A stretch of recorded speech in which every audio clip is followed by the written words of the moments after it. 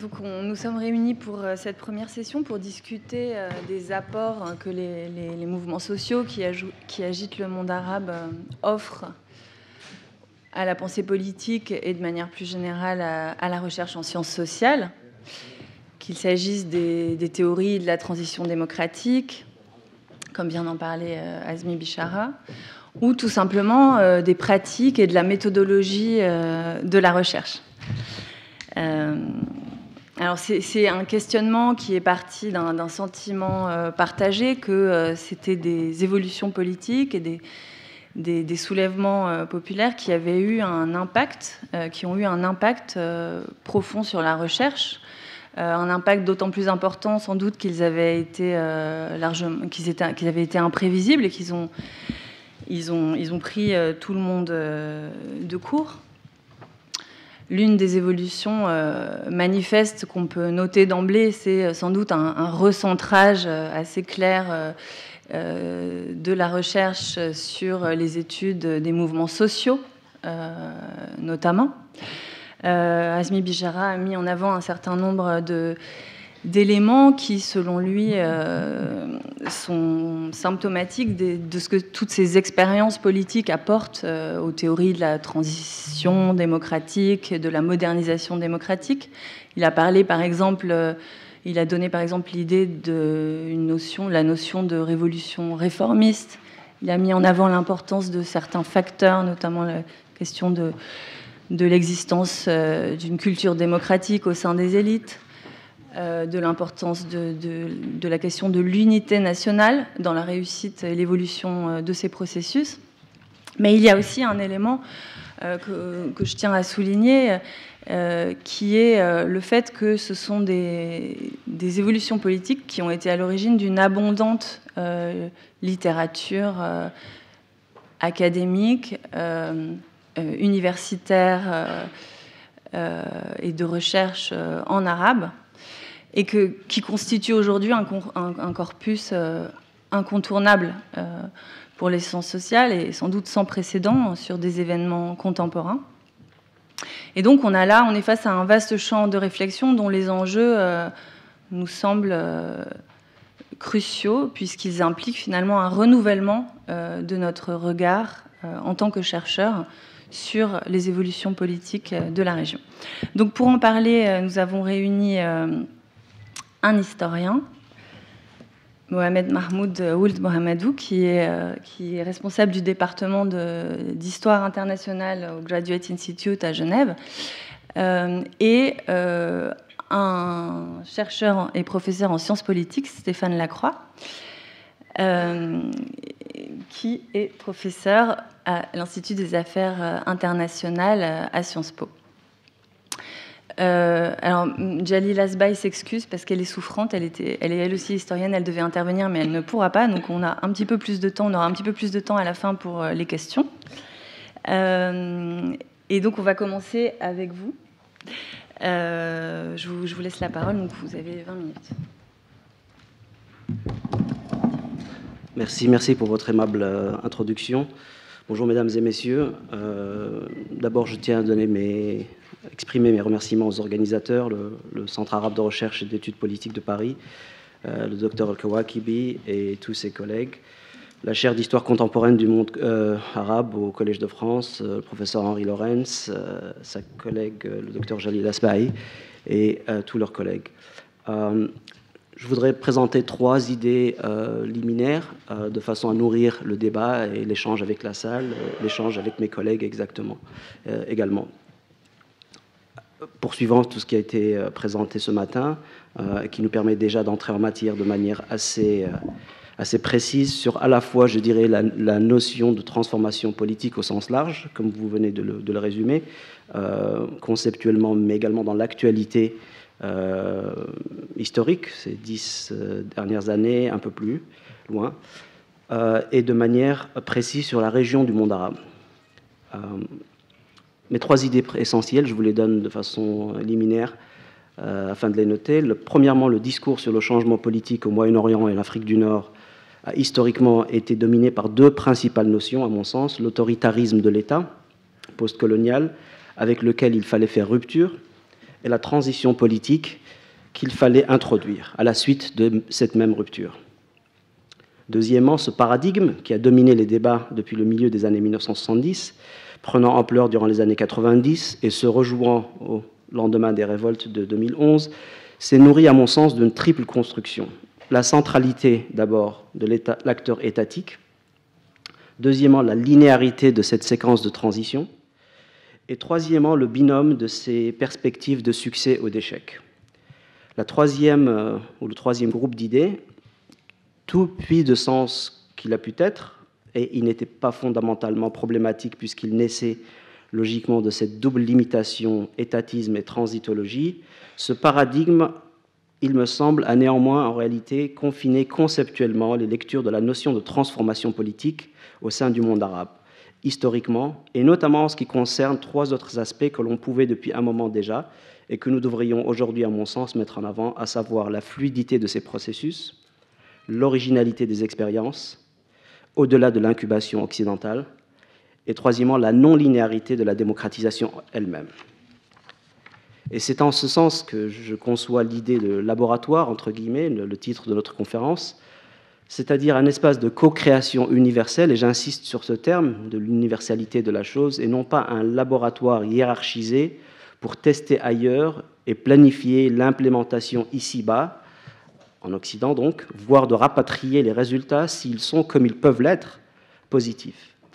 Et nous devons, à mon sens, insister sur cet examen universel de l'expérience au sein du monde arabe. C'est tout un paradoxe, parce qu'on doit en même temps, peut-être pas un paradoxe, mais une difficulté, puisqu'on doit à la fois zoomer, entrer en matière sur les spécificités de cette expérience, l'historiciser, la contextualiser, et donc donner des clés de lecture qui pourraient être des outils de travail, d'analyse, toujours plus précis, mais sans avoir à se départir de ce téléchargement de la transitologie, comme on vient de l'entendre, qui a existé. Et vous avez rappelé également qu'il y a eu beaucoup de travaux dans le monde arabe en ce sens-là. Monsieur Bichara l'a rappelé. Nous avons effectivement eu tendance à concevoir cette discussion comme étant des area studies, n'est-ce pas, effectivement, vis-à-vis d'une ère du monde, là où on peut tout à fait concevoir, on l'a fait dans d'autres domaines des sciences sociales, mais pas encore dans la transitologie, retourner l'interrogation, faire ce que j'appelle la reversibilité de l'interrogation et considérer que c'est une autre area studies, une autre area to be studied, pour être plus précis, serait peut-être l'Europe ou les États-Unis. Hamid Dabashi vient de signer un ouvrage en ce sens qui s'appelle Europe and its Shadows, qui vient de sortir, qui fait précisément ça, entrer en matière sur l'examen des spécificités conceptuelles et non pas simplement par rapport à la zone de notre région. Donc, concernant le premier point, à savoir le legs de l'étatisme et la transitologie, à l'image du politique de manière générale, vous le savez, le processus de transition démocratique demeure dans le monde arabe, ou est demeuré longtemps, inscrit dans ce canevas historiquement déterminé par des référentiels et une expérience exogène. Au Maghreb, le logiciel est français. Au Mashriq, il est britannique et américain. Des deux côtés, l'Union européenne se mêle un peu de tout ça, notamment en ce qui concerne l'assistance électorale, entre guillemets, et autres aides à la démocratie, entre guillemets. Formule bureaucratique, euphémisme de contrôle international, intrinsèquement et éminemment néocolonial. Ce focus sur le lien entre la frustration liée à l'expérience postcoloniale et partant l'architecture elle-même de la transition démocratique telle qu'elle a été développée à l'aune des transitions sud-européennes, sud-américaine, est-européenne, donc années 60, plutôt la première partie du XXe siècle pour l'Europe de l'Ouest, puis l'Europe du Sud, Portugal, Grèce, Espagne, et bien entendu l'Europe de l'Est depuis les années 90, et également, on l'a entendu, un processus dont les résultats sont connus, sont donnés d'avance. Ah, d'accord. On m'a demandé de ralentir, de parler plus doucement pour la traduction. Donc, ces processus de transition régionalisés, comme je le disais, en Europe principalement, à l'ouest, au sud et à l'est, des processus aux résultats connus d'avance. Donc, il y a une forme de tour de passe-passe là-dedans. ou en tout cas une conditionnalité, comme dirait l'Union européenne en ce sens-là, ceci a bordé et a fermé, à mon sens, conceptuellement, la trajectoire escomptée, attendue en réalité, de ces transitions. Et s'il y a donc besoin aujourd'hui de repenser ce paradigme, comme je nous y invite, c'est qu'il me semble qu'il a été limitatif, à l'image, à nouveau, des grandes lignes de la pratique du politique au sud décolonisé. Ces trajectoires ont été dérivatives. La transition politique, telle qu'on peut la lire durant les années 80, 90, jusqu'aux années 2000, est toujours celle concernant la réforme de l'État, la maturation des sociétés arabes ou africaines, la nécessaire sophistication attendue de ces sociétés, qui doivent prendre exemple sur et démontrer leur capacité à acter le démocratique, alors qu'elle peut sembler offrir une perspective comparative. Cette lecture est en fait téléologique, la transition devenant rapidement une fin en soi, et donc une nouvelle condition que l'acteur externe, occidental toujours, peut être en mesure d'évaluer, de contrôler, d'orienter, de juger, de définir, faisant abstraction de ses évidents intérêts, on l'a entendu en Libye par exemple, ou le fait même qu'au sein de son modèle, celui qu'il promeut, peut-être pas simplement les prémices, mais la crise démocratique elle-même est en train de se jouer. La Tunisie est un pays aujourd'hui en voie d'intégration. La France est un pays en voie de désintégration. Le Ghana est un pays qui avance dans son processus démocratique. La Grande-Bretagne est un pays qui recule dans son processus démocratique. À maints égards, si le politique postcolonial au Moyen-Orient n'a été que conflictualité, et c'est vrai, à l'évidence, c'est parce qu'il a été enfermé dans cette double question, qui est toujours concernant le dépassement de la chose étatique. L'État, forme et substance westphalien. J'y reviendrai en conclusion. Concernant le second point, ce triple second point, centralité de l'acteur étatique, linéarité de la séquence démocratique, transition, et binôme succès ou échec, la nature de ce qui s'est produit dans cette séquence, située historiquement entre 1960 et 2000, les choses se compliquent un petit peu dans l'après 11 septembre, où le vecteur sécuritaire, vous le savez, prend tout, englobe tout désormais, est une vision donc, c'est la nature de ce qui s'est passé, est une vision de la transformation politique, où l'ensemble de l'exercice est stato-défini, stato-centré, stato-contrôlé. Je crois que c'est vraiment le talon d'Achille de la transition démocratique telle qu'on l'a pu concevoir dans cette première grande phase. C'est cet étatisme paralysant. Et il est difficile à dépasser, puisque la chose étatique, l'État est ce qui doit être, avec lequel on doit faire rupture, c'est ce qui doit être réinventé, c'est l'outil de la transition. Donc il y a une forme de circularité dans cette question. Mais la question de l'État est à mon sens important. Et je ne dis pas ça non pas pour élever l'importance de l'État, tout au contraire, mais pour voir cliniquement la difficulté de réformer, de traiter cette chose étatique. Et j'y reviendrai dans mes conclusions dans quelques minutes. Les oppositions, d'ailleurs, elles-mêmes, n'existent que contre le pouvoir, n'est-ce pas, entre guillemets, comme on l'appellerait en Algérie. De fait, lorsqu'ils le deviennent, ils sont incapables, lorsque les oppositions deviennent le pouvoir, ils sont incapables de s'émanciper de ce mindset. On l'a vu en Égypte, bien sûr. Cet état d'esprit initialement déformé dans l'année de transition, c'est-à-dire. Au-delà des limites de la transitologie, et sur ce, je vous invite à consulter, si vous le voulez, un ouvrage que nous avons signé avec mon collègue Timothy Sisk il y a 2 ou 3 ans, sur la limite de la transitologie, qui s'appelait Democratization in the 21st Century, Reinventing Transitology. Et d'ailleurs, on l'a entendu avec notre collègue, M. Bichara, la notion de consolidation, n'est-ce pas, est très importante. Le dernier chapitre de cet ouvrage, que signe Philipp Schmitter, invite à dépasser la transitologie vers la consolidology, comme il l'appelle, pour essayer de voir comment cette phase de la transition n'a pas été assez examinée. Ce processus donc, a forcé une lecture singulière comme forme dominante de comprendre la notion de transition. Par exemple, parmi ces limites de la transition, surtout lorsqu'on les examine aujourd'hui à l'aune de ce qui se passe dans notre région, il n'y a pas de démarcation entre l'établissement ex nihilo de la démocratie, à savoir là où elle a été complètement absente, de situations ou de tentatives où on a eu une possibilité d'exister différemment, mais où les normes n'ont pas été formellement introduites. Au sein du monde arabe, ceci soulève la question des précédents, des toutes premières périodes de lutte anticoloniale au XIXe siècle, où le constitutionnalisme, qui a eu sa période importante en Égypte, en Tunisie, au Maroc, en Algérie, voire même en Libye avec le mouvement nationaliste tout au début, et tout ceci avait rapidement cédé priorité, avait cédé le pas plutôt, vous le savez, au momentum des mouvements nationalistes. Donc ce moment de constitutionnalisme qui aurait pu être un point d'ancrage de la transition a rapidement été dépassé par à nouveau le fait étatique à travers son versant révolutionnaire, arabe, nationalisme, panarabisme, etc. Donc il y a cette lecture. Et donc, lorsqu'on lit, notamment dans les analyses occidentales concernant la transition dans le monde arabe, on a cette forme d'idéologisation de l'homme de la rue, c'est toujours un homme d'ailleurs, l'homme de la rue qui est conçu dans ce vecteur nationaliste qui est en fait un détournement de la notion de l'État.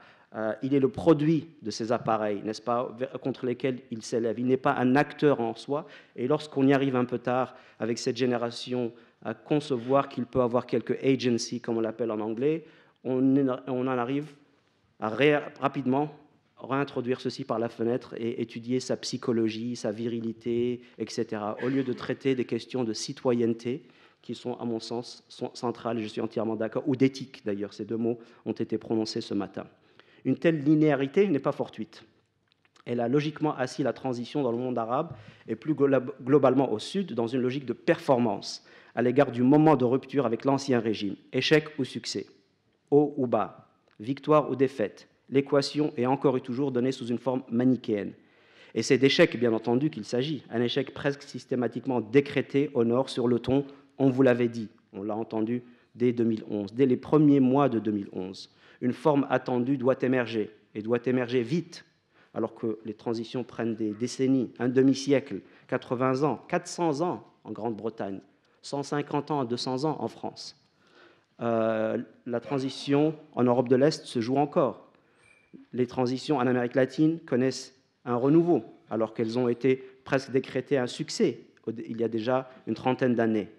Si l'expérience est difficile, c'est que la démocratie arabe a échoué. Le courrier international titrant « L'échec du printemps arabe en quelques mois » ou la manchette du Time Magazine « The World's Worst Democrats », des clés de lecture certes médiatiques, mais qui sont repris par les décideurs et les intellectuels. Un tel orientalisme, à l'évidence, est par la suite, et ça devient plus problématique, intériorisé par les sociétés arabes qui, mezzo voce, entonnent le refrain du « Nous ne sommes pas prêts pour la démocratie », voire du « La démocratie n'est pas pour nous ». Les conflits de l'après-printemps arabe viennent solidifier cette perception, alors qu'ils ne sont que des conflits relativement normaux dans la longue durée de la transition, comme on l'a entendu. En d'autres termes, la transition politique souffre les aléas de l'orientalisme, et celui-ci est souvent intériorisé par les démocrates arabes. Et le vrai comparatif, celui de l'histoire, celui des autres aspects, celui du fait aussi que la transition européenne, si elle a réussi, ou en tout cas si elle a pu avancer, n'oublions pas qu'elle était en parallèle avec le colonialisme et que les bienfaits, entre guillemets, je parle des bienfaits économiques à l'évidence du colonialisme, ont permis à ces sociétés de décoller lors de la révolution industrielle. Et donc ces avancées dans la métropole avaient lieu également pendant qu'il y avait cette expérience. Et on a tendance un peu à oublier ce lien en soi. Concernant le troisième point, et je commence à conclure, à savoir ce triple troisième point, l'oubli de la fluidité des processus, l'originalité des expériences et la non-linéarité des démocratisations. La dépendance sur ce mode particulier de comprendre la transition du politique, qui montre aujourd'hui ses limites, à mon sens, s'illustre également par le fait, mesdames et messieurs, que la transition a généralement été perçue comme étant inévitable. Et là, je suis plus sur le versant conceptuel de la discussion. Or, il se peut peut-être que certaines situations post-révolutionnaires, si révolution il y a, je ne suis pas sûr qu'il y a eu ni révolution ni transition en Égypte, par exemple, n'aboutissent pas en fait à des situations qui n'aboutiraient pas à l'initialisation, même accidentelle, d'un processus de transition. Elles peuvent, par exemple, subsister, parfois pendant longtemps, très longtemps, sous les aléas de conflits sociaux, politiques, militaires, actifs ou frozen, comme on dit, dans l'après-révolution, si révolution il y a eu à nouveau. Un tel état de non-transition, par exemple, serait peut-être plus adéquat pour décrire ce qui se passe en Libye depuis la mise à mort de Kadhafi et l'exposition publique de son corps. Autre variante, la géopolitisation de la transition, qui sont sortis de leur séquence politique, domestique, locale, éthique et de citoyenneté, pour être mises dans un canevas de géopolitique. J'entendais hier que la porte-parole du gouvernement français disait que la France avait vocation ou devait rester au Sahel tant que ces questions n'étaient pas restées. Et je m'étonnais de la normalisation d'un tel discours sécuritaire, alors que lorsque j'étais au Mali il y a quelques temps, la question était par rapport à la transition et non pas la présence d'un acteur externe qui enfanterait, qui donnerait dans un tel langage purement, non pas néocolonial, mais je dirais simplement colonial, la démocratie en ce sens. Les expériences arabes du XXIe siècle nous révèlent un politique en fluidité, en transformation permanente. Il est très porteur. Je suis très optimiste pour la démocratie dans le monde arabe. Je vois qu'au sein de ces sociétés, le changement attendu, au moins depuis les années 70, au sein du monde arabe, ne pouvait à l'évidence pas se jouer en 2011 dans le sens de cette génération, celle parlant de libéralisation politique durant les années 90 dans les colonnes du Monde diplomatique, version arabe, mais à l'évidence dans le sens attendu par la nouvelle génération des e-révolutionnaires, avec tout ce que cela a impliqué comme incapacité à traduire le virtuel et institutionnel avec l'impatience de ceux qui acclamaient, par exemple, également, et on doit le rappeler, Abdel Fattah al-Sisi. Ces jeunes de Tahrir Square ont acclamé les hélicoptères en ce sens-là. Avec aujourd'hui le prisme aussi du transnational. Comment faire une transition aujourd'hui lorsqu'on a cet aspect? Aussi, en conclusion, il me semble qu'il importe d'explorer cette possibilité de réinvention du concept de transition, non pas dans une forme culturaliste suivant laquelle une version arabe de la démocratie serait mise sur le marché, en restant qualitativement dérivative, à l'image de ces produits halal, bière halal ou autres, mais plutôt en un apport de ces expériences en train de donner sur la notion elle-même de transition qui doit être examinée en ce sens. Mes excuses pour la traduction, je m'emporte sur ces questions qui sont très importantes. Au final, une telle évolution passe nécessairement par un changement de paradigme de l'État lui-même. Je disais que j'allais y revenir, qui nécessite une dé-westphalianisation. On ne peut repenser aujourd'hui les transitions, le processus, sans refonder l'État, l'idée de l'État. Au-delà du canon occidental, cet exercice inédit, mais nécessaire, est rendu difficile par le fait que l'État non occidental est une notion définie négativement. L'histoire de l'idée de l'État est partant de ce qui s'oppose à l'État, donc tous les mouvements non étatiques, et l'histoire toujours d'une conception non occidentale, d'une histoire d'une conception occidentale. Fondement gréco-romain, Hobbes, Machiavel, traité de 1648 ou autres, Rousseau, Marx, Weber, l'État-nation et les relations internationales telles qu'on les enseigne un peu partout. Ça, c'est le canon dans lequel nous avons été amenés à concevoir, dans lequel ces générations, notre génération, a concevoir l'État. Or, il me semble que ceci est aujourd'hui obsolète. Il n'est pas en phase à la fois avec les relations internationales telles qu'on les pratique, ni avec les notions de transition telles qu'on peut y répondre. Répondre précisément à la question quel pourrait être l'État ailleurs ouvre la voie à une meilleure lecture des processus en cours au Moyen-Orient. Je donnerai 3 pistes pour terminer sur cette idée de réinvention de l'État. La nature du contrat social, qui fait écho à la notion de citoyenneté telle qu'on y a pensé. Les arrangements autour de la notion du pouvoir. On le conçoit essentiellement dans cette conception classique autour de la notion de force, mais peut-être qu'il y a une idée autour de la notion du pouvoir qui est de celle de compétence, qui est attendue principalement à la suite de la citoyenneté. La notion, troisièmement, de territoire. La contiguïté moderne de l'État n'est plus aussi puissante ou invocatrice que la transnationalité de l'État postmoderne. Et finalement, l'idée de combat. Et là, je reviens à cette idée de démarcation, de préservation. Le combat peut être, pour certaines de ces transitions, le moment même. Il y a une temporalité dans les transitions qui est très importante. On donne sens à une voie, à un moment de la transition, celui de la révolution, la rupture dont je parlais, qui est fondamentale pour ces populations, on l'a vu, Et à la suite de ceci, les transitions qui nécessitent non pas énergie, mais capacité, deviennent beaucoup plus affaiblies. À cet égard, je remarque que les acteurs non étatiques peuvent contribuer au state building. Yazid Zahir a écrit un ouvrage là-dessus qui montre comment les groupes palestiniens, par exemple, sont principalement, les groupes non étatiques, sont les vecteurs du state building et non pas un acteur étatique au sens traditionnel. Voilà, je vous remercie beaucoup pour votre attention.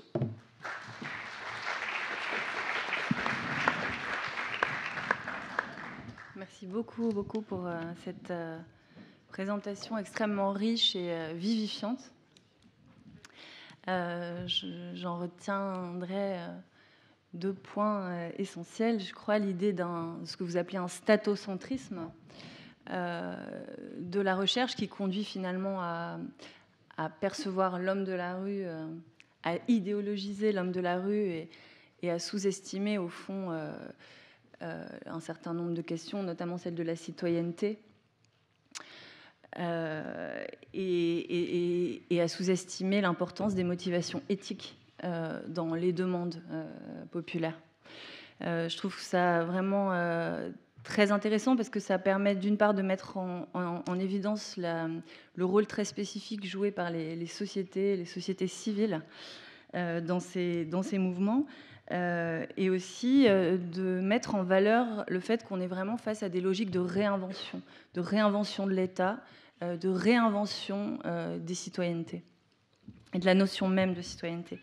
Et enfin, il y a quelque chose de remarquable aussi que vous avez dit, qui est au cœur de la réflexion qu'on souhaite avoir aujourd'hui, qui est au fond le fait que l'Europe et les États-Unis devraient aussi être considérés comme des area studies, et que ce qui se passe aujourd'hui au Proche, au Moyen-Orient, au Maghreb devrait nous inviter à porter un regard sur les démocraties occidentales. Et ça, c'est quelque chose, voilà, l'idée d'interroger finalement, de mener une réflexion comparée sur le devenir des mouvements sociaux dans le monde arabe et en Europe est un sujet qui sera discuté cet après-midi et qui nous tient particulièrement à cœur. J'espère que vous serez là. Avec plaisir. Et donc je donne la parole à Stéphane. Stéphane, il publie beaucoup sur les questions d'islam politique, donc on est très heureux aujourd'hui de l'entendre sur des sujets plus vastes qui ont trait notamment à sa pratique de chercheur et sa grande pratique du terrain. Merci Claire, merci beaucoup, bonjour à tous. Alors, en fait, j'ai quand même parlé beaucoup d'islam politique, Claire. J'avais initialement voulu, effectivement, essayer d'élargir la réflexion à cette question des printemps arabes et des sciences sociales. Et puis, je me suis aperçu que le domaine était très vaste et que, du coup, il allait falloir choisir un prisme. Et par des formations professionnelles, je suis revenu à un prisme que je connais bien, qui est celui de l'islam politique. Et qui, voilà. Donc, du coup, je vais parler surtout de ça. Et en particulier des leçons qu'on peut tirer des printemps arabes pour, justement, l'étude de l'islam politique de manière plus large.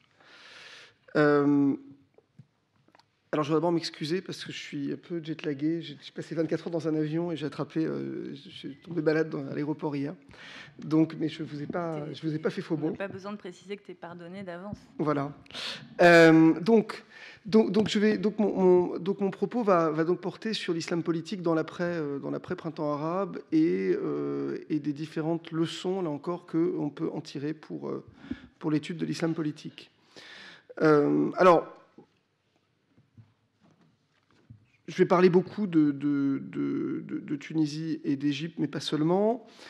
Quand je parle de printemps arabe et de leçons qu'on peut tirer de printemps arabe, ce qui m'intéresse, c'est à la fois le moment révolutionnaire initial et la question de la manière dont les islamistes sont positionnés dans le moment révolutionnaire initial, la question des transitions, et donc en particulier en Égypte et en Tunisie, parce que, comme l'a rappelé Azmi Bchara, c'est les 2 seuls pays où on peut vraiment parler de transition, et donc le rôle des islamistes dans ces transitions, et puis en particulier dans le cas de l'Égypte, ce qui se passe à partir du moment où la contre-révolution se manifeste brutalement et met fin à la transition à partir de l'été 2013. Et donc là encore, le comportement politique des islamistes est intéressant à étudier dans ces différentes phases. Alors, la première chose qu'on peut dire, c'est que quand on parle d'islam politique dans cette période de post-printemps arabe ou de printemps arabe, on parle d'acteurs extrêmement divers, puisque l'islam politique il va se manifester sous des formes très diverses. Pensons par exemple à l'Égypte en 2011, où on voit se créer pas moins d'une vingtaine de partis politiques issus de l'islam politique. Donc on a une offre politique qui est extrêmement large, avec évidemment les frères musulmans qui vont créer leur parti de la liberté et de la justice, qui sont on va dire la force centrale, mais on va voir aussi des partis politiques qui se disent islamo-démocrates, mais qui sont issus de l'islam politique, qui eux viennent de ces courants qui avaient fait scission des frères musulmans et qui veulent se positionner au centre. On va voir des salafis entrer en politique, différentes catégories d'ailleurs de salafis qui entrent en politique. Et donc on va voir des anciens djihadistes qui déposent les armes et qui entrent en politique en se disant salafis. Donc on a un éventail extrêmement large de partis. Ce sont des partis qui, dans les urnes, remportent des succès massifs. Alors, dans le cas de l'Égypte, c'est vraiment visible. On est à 72-73% des voix aux premières élections législatives de la fin 2011 pour des partis islamistes. Répartis de la manière suivante, à peu près 45% pour les frères musulmans, 25% pour le principal parti salafiste qui a fait alliance avec d'autres petits partis salafistes, et 2-3% pour des partis qui sont plutôt islamocentristes. Donc si on met tout le monde bout à bout, on est à 3/4 de l'électorat qui va pencher dans ce sens-là. En Tunisie, c'est un peu moins, mais c'est quand même déjà massif. On est au-dessus de 40% pour Ennahda. Donc on voit que dans les pays où il y a des élections, les islamistes, évidemment, sont très forts dans les urnes. Ce qui est intéressant d'abord à remarquer, c'est que l'essentiel de ces organisations n'étaient pas des organisations qu'on pourrait dire révolutionnaires. En 2011, les organisations islamistes dominantes, qu'elles soient frères musulmans ou salafis, jouent un rôle relativement secondaire dans le déclenchement des révolutions. Si on prend l'Égypte, les islamistes se rallient beaucoup plus tard à la révolution. Les frères musulmans vont mettre 2-3 jours à décider de se rallier à la révolution. Les salafis vont mettre 15 jours, en fait, se rallient juste au dernier moment. Et donc, dans ces deux cas, en effet, on voit que ceux qui ont été à la manœuvre, les groupes qui ont produit l'événement révolutionnaire, qui ont introduit dans cette mécanique bien rodée de l'autoritarisme de Moubarak l'élément qui allait faire dérailler la machine, ce sont des groupes qui ne viennent pas de l'islam politique. Alors, ça va d'ailleurs expliquer que ces groupes-là et les forces de l'islam politique vont se vouer une haine massive dans les années qui vont suivre. On pense particulièrement au 6 avril en Égypte, les frères musulmans, ça va toujours être compliqué, parce qu'il y a toujours ce discours des 6 avril qui va dire c'est nous qui avons fait la révolution, et c'est eux qui par la suite en ont tiré les bénéfices. Et les frères musulmans eux-mêmes se défendront de ces accusations. Et ce sera toujours un débat qui sera compliqué et tendu. Alors pourquoi les islamistes n'étaient pas révolutionnaires, entre guillemets, dans ces épisodes-là? Moi je crois qu'il y a il y a un argument qu'on peut dire, entre guillemets, idéologique, mais que je crois mineur, c'est de dire qu'effectivement, quand on regarde l'idéologie des frères musulmans, on est toujours dans quelque chose de plutôt réformiste. Quand on lit Hassan al-Banna, on est plutôt dans une réforme de l'État. On n'est pas dans un discours qui est un discours de transformation radicale du politique. Chez les salafis, c'est pareil. On était encore plus loin de ça, puisque chez les salafis, il y avait une position qui était plutôt, avant la Révolution, apolitique. On se tenait à l'écart du politique. Je crois aussi qu'il y a un autre argument qui me semble encore plus intéressant pour comprendre pourquoi les islamistes n'étaient pas révolutionnaires. Cet argument, il a été développé par Assef Bayat, qui est un chercheur qui a beaucoup travaillé sur ces questions d'islam politique, et qui explique le caractère non révolutionnaire des frères musulmans par l'importance de leur ancrage social. Il a un papier où il compare l'Iran et l'Égypte. Il explique pourquoi les islamistes iraniens des années 70 étaient révolutionnaires et pourquoi les islamistes égyptiens des années 70, en particulier les frères musulmans, et par la suite les frères musulmans jusqu'aux années 2000, ne sont pas révolutionnaires. Et il explique, il dit, les frères musulmans, ils ont une telle présence sociale, ils sont tellement inscrits dans le tissu social de l'Égypte, avec des organisations, des associations, un tissu extrêmement large et donc avec une interpénétration très forte entre le mouvement islamiste et la société. Tout ça dans un accord tacite avec des autorités qui les tolèrent, parce qu'en retour, ils espèrent sous-traiter une partie du contrôle social, hein, de fait, aux frères musulmans. Eh bien, tout ça fait que les frères musulmans ne peuvent pas se permettre d'être révolutionnaires. Ils ont trop à perdre à être révolutionnaires. Or, explique Assef Bayat, en Iran, précisément, c'est parce que les islamistes étaient beaucoup moins ancrés socialement dans les années 70 qu'ils vont se permettre d'être révolutionnaires. Et puisque dans les années 70, en Iran, c'est plutôt la gauche qui domine. Et les islamistes sont plutôt marginaux, explique Assef Bayat. Moi, là encore, ça a été contesté, mais je trouve que la thèse est intéressante. Et donc, on voit bien, en effet, pourquoi nos islamistes égyptiens, soit les frères musulmans ou les partis salafis, qui ont une présence sociale massive, qui sont institutionnalisés, qui ont un tissu associatif extrêmement développé, tout ça avec un accord tacite passé avec l'État, n'ont aucun intérêt à risquer tout ça. Et d'ailleurs, les frères musulmans le disaient. La raison, quand on leur demandait le 26 janvier 2011 pourquoi ils n'étaient pas dans la rue, ils vous disaient si on descend dans la rue et que ça ne se passe pas bien, c'est nous, comme organisation, qui allons prendre. Et donc tous nos efforts pendant des décennies pour construire tout ce qu'on a construit vont être mis à bas. Alors, donc je crois que c'est important de comprendre aussi pourquoi, pas simplement, et je reviendrai sur cet argument, c'est pas simplement une histoire idéologique, c'est aussi une histoire de conditions structurelles qui font que les islamistes, dans des contextes comme celui de l'Égypte, n'étaient pas voués à devenir les premiers révolutionnaires. Et en l'occurrence, ils ont pris le train en marche. Une fois qu'ils ont compris qu'il se passait quelque chose et que donc le risque valait la peine d'être pris. C'est ce qui explique le ralliement tardif des frères.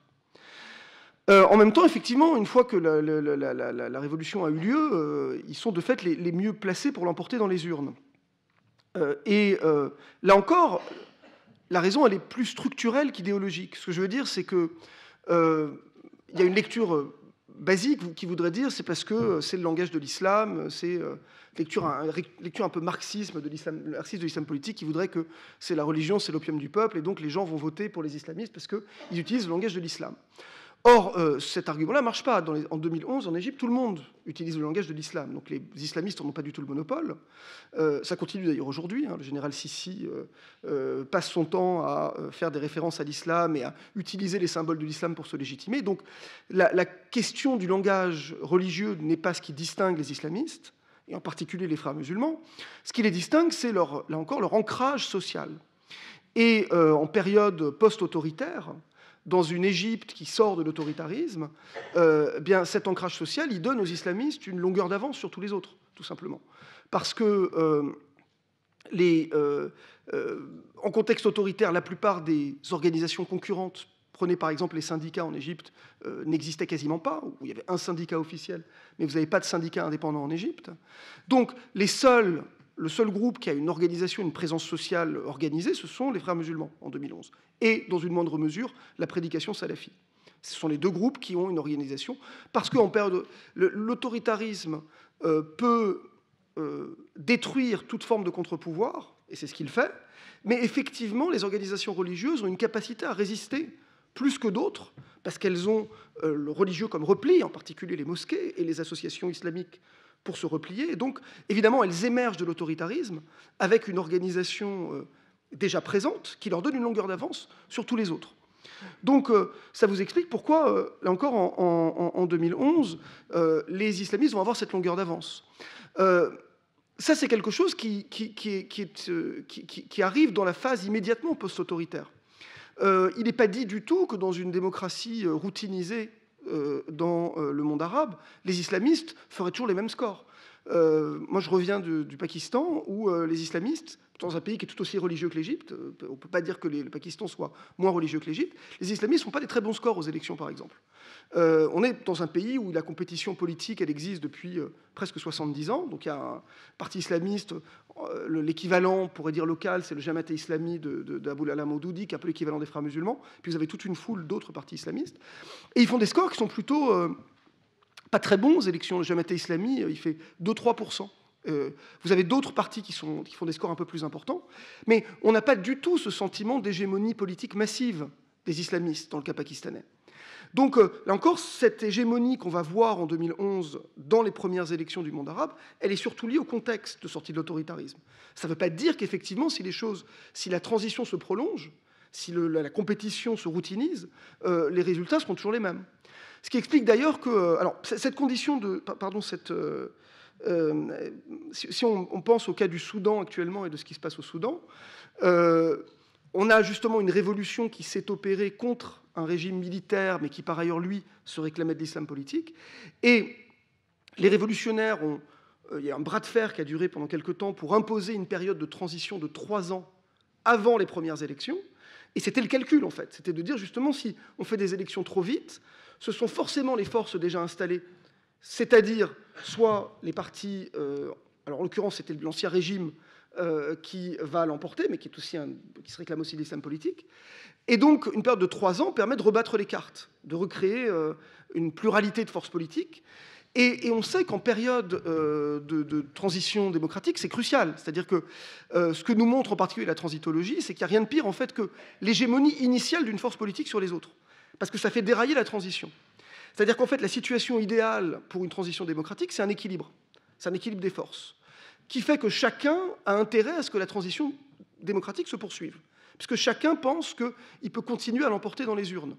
Quand on pense à l'Égypte de 2011, l'hégémonie massive des islamistes, dès le départ, avec quasiment les 3/4 des voix, fait que d'emblée, les libéraux, à la fin 2011 en Égypte, se considèrent vaincus. C'est-à-dire que dès 2011, le sentiment chez les libéraux égyptiens, que je l'appelle libéraux, tout le camp non-islamiste, la gauche, les gens comme Baradei, etc., considèrent qu'ils ne peuvent pas gagner dans les urnes. C'est-à-dire que c'est une fatalité que les islamistes, de toute façon, l'emporteront. Qu'est-ce que ça fait? Ça veut dire que les libéraux, qu'est-ce qu'ils vont faire? Et on va voir se dérouler ça pendant l'année et demie suivante. Ils vont aller voir l'armée. Ils vont petit à petit se rapprocher de l'armée et donc aller chercher des moyens extra-légaux pour faire dérailler la transition, et en l'occurrence, une intervention ou un coup d'État militaire. Donc, cette question de l'hégémonie initiale des islamistes, qui s'explique pour des raisons structurelles très claires et très évidentes, elle pose problème. C'est pour ça que dans le cas de la Tunisie, évidemment, était beaucoup plus favorable à une transition démocratique, parce que dans un cas initial, il y avait un équilibre des forces. Et c'est cet équilibre des forces qui était nécessaire à la poursuite de la transition, chacun considérant qu'il avait des chances de l'emporter dans les urnes. Et donc la dynamique pouvait se poursuivre. Alors, l'autre problème des organisations islamistes dans ces contextes de transition démocratique, c'est aussi que vous avez des organisations qui se sont construites en contexte autoritaire et pour résister à l'autoritarisme.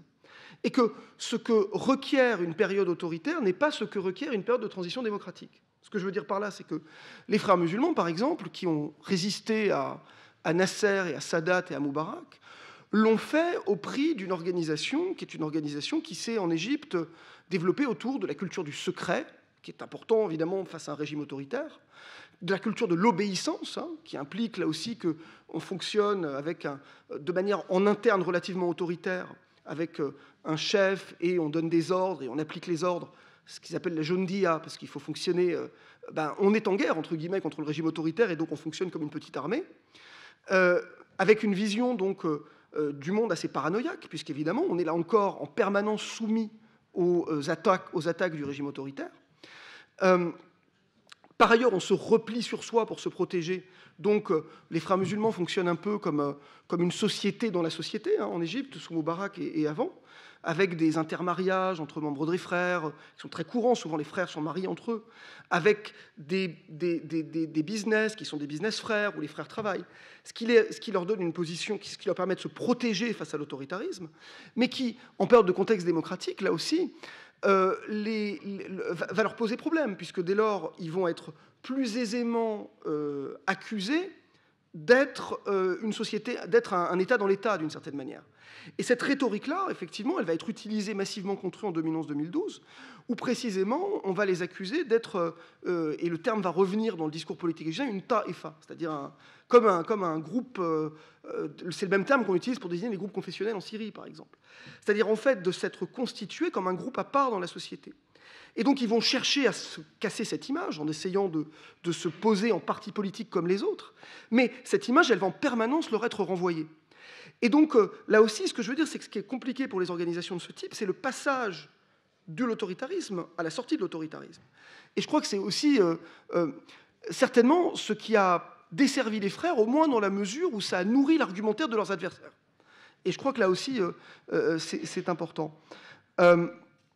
Cela dit, cette caractéristique des frères, comme de cette culture de l'obéissance en particulier chez les frères, qui font société au sein de la société, explique aussi en partie pourquoi, après 2013 en Égypte, vous n'avez pas du tout de basculement massif des frères musulmans vers la violence après le coup d'État. C'est-à-dire de scénario à l'algérienne, ce qu'on pourrait imaginer, puisque la violence qui s'exerce contre les frères musulmans à l'été 2013, on peut imaginer que théoriquement, elle aurait appelé une contre-violence, de type de ce qui s'est passé en Algérie en 92 après le coup d'État. Or, en fait, chez les frères, vous avez une culture de la non-violence qui est assez bien ancrée dans l'organisation depuis l'époque de Al-Hudaybi à la fin des années 60 et de la sortie de la période nassérienne, avec cette culture de l'obéissance qui fait que quand on donne l'ordre de ne pas faire quelque chose, les frères écoutent les ordres qu'on leur donne. Et donc, après 2013, il y a un groupe minoritaire de frères qui va faire scission et qui va prôner la violence révolutionnaire contre le régime de Sissi. Mais l'immense majorité des frères va se refuser à suivre cette voie-là, alors même qu'ils sont eux-mêmes visés par une violence massive, puisqu'il y a 60 000 prisonniers politiques, le massacre de Rabat, qui est plus d'1 millier de personnes, etc. Et donc là, donc en retour, on va voir aussi que cette caractéristique des frères et cette culture de l'obéissance, elle va empêcher que les frères musulmans ne basculent massivement dans une violence qui aurait pu produire un scénario à l'algérienne qui ne s'est pas du tout produit dans le cas de l'Égypte, puisque la guerre entre l'État et les groupes islamistes, en fait, elle concerne des groupes relativement des petits nombres, entre guillemets, en Égypte. Alors, des petits nombres à l'échelle de l'Égypte, mais ce n'est pas 2 millions de frères musulmans qui ont pris les armes après l'été 2013. Donc, ça aussi, c'est intéressant à observer. Autre point, et je vais peut-être terminer sur ça, sur la question de l'idéologie et de pourquoi l'idéologie est secondaire pour comprendre ce qui se passe dans l'islam politique après 2011. Là encore, quand on compare l'expérience politique égyptienne et tunisienne, ou l'expérience des islamistes égyptiens et tunisiens, on voit effectivement des différences majeures qui sont liées à la transition démocratique dans les deux pays. Et souvent, on va expliquer la différence entre les deux expériences, là encore en ayant recours à l'idéologie, en expliquant que d'un côté, Rannouchi, en Tunisie, était connu pour être celui qui, dès les années 90, avait produit une pensée islamiste réformée en pensant la démocratie et l'inclusion des islamistes dans la démocratie, en pensant le pluralisme politique et l'inclusion des islamistes dans le pluralisme politique, en pensant, je pense à un livre de Rannouchi de 1995 qui s'appelle « Les libertés politiques dans l'État islamique », Al-Hulat al-Amma fi ad-Dawla al-Islamiyya, par exemple, qui est un livre qui, à l'époque, est considéré comme poussant, ou en tout cas un développement important dans la pensée islamiste dans le sens d'une acceptation du référent démocratique. Et généralement, on dit donc que les islamistes tunisiens avaient fait le chemin idéologiquement depuis les années 90 avec Rannouchi, et les islamistes égyptiens ne l'avaient pas fait. Ça, c'est l'argument qui est donné. Moi, je ne suis pas d'accord avec cet argument-là, parce que pour moi, je pense qu'effectivement, de fait, Rannouchi avait écrit des choses qu'on trouve moins chez les islamistes égyptiens, mais ce qui va expliquer les trajectoires différentes des uns et des autres est plutôt lié, là encore, aux conditions du moment. Je l'explique. En 2011, ce qu'on oublie, c'est que ce qu'ont dit les islamistes tunisiens et ce qu'ont dit les islamistes égyptiens initialement est exactement la même chose en termes de stratégie politique. Nahda, d'emblée, après la Révolution, dit « on veut une alliance politique large qui n'inclut pas que des islamistes », ça deviendra la Troïka dans le cas tunisien, avec le Takat-Tol et le parti de Mansef Marzouki, le CPR, donc une alliance avec un parti islamiste et deux partis non islamistes. Et d'emblée, Nahda dit « on ne présentera pas de candidat à l'élection présidentielle ». C'est exactement ce que disent les frères musulmans égyptiens en 2011. D'emblée, les frères musulmans égyptiens vont chercher à faire une alliance avec des groupes non islamistes et fonder ce qu'ils appellent une coalition démocratique, incluant d'emblée, ils vont se mettre en dialogue avec le WAFT, avec le Parti social-démocrate égyptien, avec d'autres partis, pour former une alliance qui inclut des islamistes et des non-islamistes. Et les frères musulmans, en 2011, disent on ne présentera pas de candidat à l'élection présidentielle. Donc ils disent exactement ce que dit Ennahda. Donc Donc ce qui va expliquer pourquoi les choses en Égypte ne vont pas se passer comme elles se passent en Tunisie n'est pas lié à l'idéologie des uns et des autres, elle est liée à la manière dont la transition et la compétition politique en particulier dans les deux pays va structurer la transition, et en l'occurrence au facteur des salafis dans le cas égyptien. C'est-à-dire que ce qui va expliquer pour moi la différence majeure entre l'Égypte et la Tunisie, ce qui explique d'une certaine manière que la transition égyptienne déraille, c'est le facteur salafi. Je crois qu'on ne peut pas sous-estimer l'importance de ça. C'est-à-dire que, d'emblée, les islamistes égyptiens se trouvent doublés par leur droite, par un groupe auquel ils ne s'attendaient pas, qui, dans les urnes, remporte 25% des voix à la fin 2011, et qui fait de la surenchère en les accusant à chaque fois que les frères musulmans essayent de se positionner vers le centre. Ils ont les salafis qui leur rappellent qu'ils ont trahi tel et tel point religieux, que telle ou telle alliance est illicite religieusement. Donc ils ont un groupe qui fait de la surenchère de conservatisme religieux. Et donc les frères musulmans vont se retrouver écartelés entre d'un côté une tendance à aller vers le centre qui était leur volonté initiale, et une force qui se situe à leur droite et qui fait de la surenchère sur le religieux et sur le conservatisme, et qui, de fait, montre dans les urnes sa capacité à remporter 25% des voix aux premières élections. Et donc, pour moi, c'est extrêmement important, d'autant que ce qui va expliquer en particulier que les frères musulmans vont présenter un candidat à la présidentielle, c'est qu'un salafiste, qui est Hazem Salah Abou Ismail, décide en avril 2011 de lancer sa candidature et apparaît au printemps 2012 comme étant quelqu'un qui a des chances de l'emporter dans l'élection présidentielle égyptienne. Et c'est ce qui va faire que les frères musulmans vont eux-mêmes décider d'envoyer un candidat à l'élection. Alors même qu'au départ, ils ont passé un an à dire qu'ils ne le feraient pas. Mais ils ont laissé un espace de fait à un candidat qui est un électron libre, en vérité, qui n'appartient d'ailleurs pas au mouvement salafiste majoritaire, qui est Hazem Salah Abou Ismail. Et c'est ce qui va expliquer que les frères vont trahir leurs promesses en se disant, si Hazem Salah Abou Ismail est élu, il y aura un islamiste président de la République. C'est quelqu'un sur lequel on n'a aucun pouvoir, qui n'est pas nous. Donc, en plus, le monde entier va considérer que ce sont les islamistes qui ont pris le pouvoir, alors que nous, en fait, on sera restés à l'écart. Et ce sera à la fois ce sera une catastrophe pour nous comme organisation, donc on présente un candidat. Ce qui va faire qu'effectivement, ils vont trahir la promesse qu'ils avaient fait initialement de ne pas présenter de candidat. De fait, en présentant un candidat, ils vont aller à l'affrontement frontal avec l'armée, et ça va mener à ce qu'on connaît de la période du mandat Morsi et du coup d'État militaire à la fin. Donc là encore, ce que je veux dire, c'est que, et je vais terminer sur ça, ce que nous rappelle toute cette période de transition, c'est que le facteur de l'idéologie, là encore, je ne crois pas qu'il soit du tout important. Ou en tout cas, je pense qu'il est secondaire. C'est-à-dire que ce qu'ont fait les frères musulmans, ce qu'a fait Narda, était souvent dicté par les conditions du processus politique en cours dans les deux pays, avec effectivement un certain nombre de conditions structurelles qui encadraient les opportunités et les contraintes du processus. Et les islamistes se sont positionnés dans ce champ d'opportunités et de contraintes, mais le facteur idéologique était relativement secondaire. Les frères musulmans, dans d'autres conditions, auraient tout à fait pu faire ce qu'a fait Narda. Ce n'était pas une question de... Alors, juste quelque chose, là encore, et terminer juste sur un dernier point, puis je vois François Burga, je vais lui faire plaisir, je vais lui rendre hommage. Parce qu'il y a cette question, justement, qui s'est posée du post-islamisme dans tout ça. François Burga avait eu, avec un certain nombre de ses collègues, un débat sur la validité de la notion de post-islamisme à la fin des années 90. Et en particulier, qu'est-ce que ces périodes de transition démocratique post-printemps arabe nous apprennent du post-islamisme? En fait, pas grand-chose, à mon avis. C'est-à-dire qu'en fait, l'idée de post-islamisme comme un mouvement téléologique qui voudrait que les islamistes aient été, là encore dans l'imaginaire de ceux qui avaient au départ promu le terme, à un moment très doctrinaire et soit devenu de plus en plus pragmatique pour, in fine, se fondre dans le modèle politique dominant. C'est un peu ça que voulait dire, en tout cas chez certains, le mot post-islamisme.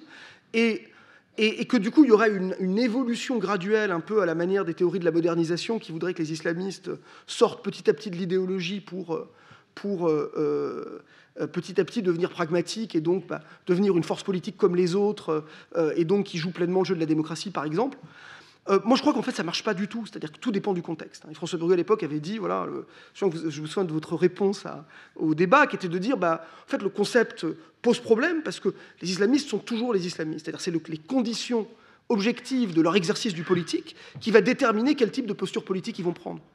Et donc, évidemment, ce qui va expliquer pourquoi les islamistes tunisiens font ce qu'ils font, et ce que les islamistes égyptiens font ce qu'ils font, et pas que les uns sont post-islamistes et les autres sont islamistes, c'est les conditions objectives dans lesquelles les uns et les autres se meuvent à partir de 2011, qui va expliquer en particulier la question de leur trajectoire. Voilà, je vais m'arrêter là, et merci beaucoup.